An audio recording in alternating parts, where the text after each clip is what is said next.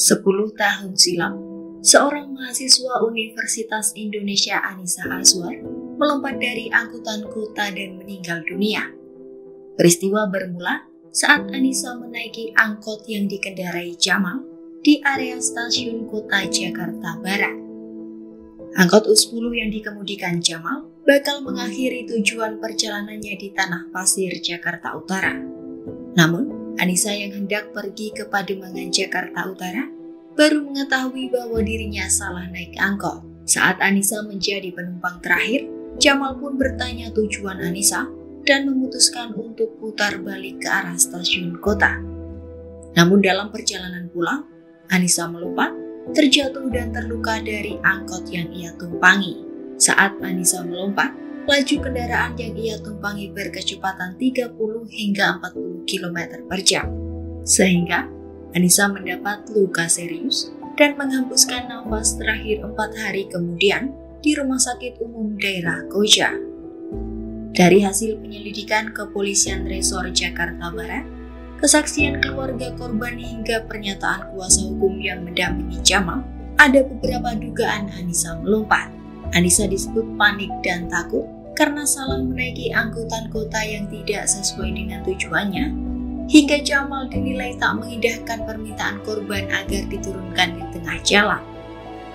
Menurut Jamal dan kuasa hukumnya, tanpa ada komunikasi, korban tiba-tiba melompat.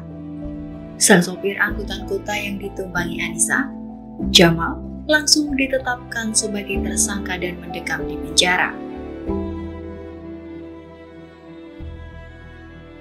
Kini, kasus kecelakaan yang menyebabkan kematian mahasiswa UI kembali terjadi lagi.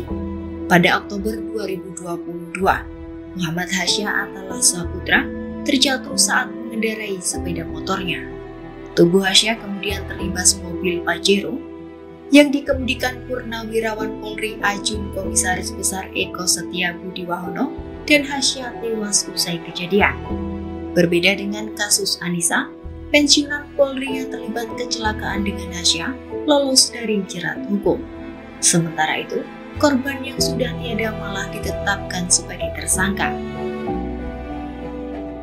Adi Syahputra, ayah dari Hasya, mengaku bahwa pensiunan Polri yang menabrak anaknya saat itu menolak bertanggung jawab untuk membawa korban ke rumah sakit. Hingga akhirnya, korban pun dibawa oleh mobil ambulans setelah teman korban mencari pertolongan. Korban sempat tergeletak cukup lama di jalan hingga bantuan datang.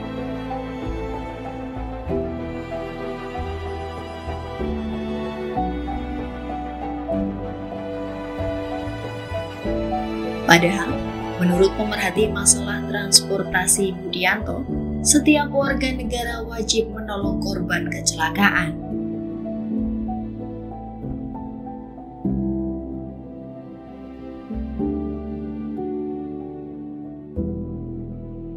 Mantan Kasubdit Gakum Ditlantas Polda Metro Jaya itu menambahkan, aturan soal itu tertuang dalam Undang-Undang Lalu Lintas dan Angkutan Jalan Nomor 22 Tahun 2009 tentang LLAJ pada pasal 231 ayat 1. Sama seperti Jamal, pensiunan Polri itu juga melanggar pasal 310 ayat 4 Undang-Undang Nomor 22 Tahun 2009 tentang lalu lintas dan angkutan jalan. Namun, sayangnya nasib keduanya sangatlah berbeda. Pensiunan Polri itu lolos dari jerat hukum, sementara Jamal yang merupakan supir angkot terjerat hukum. Lantas, benarkah pernyataan dari hukum lebih tumpul ke atas dan lebih tajam ke bawah?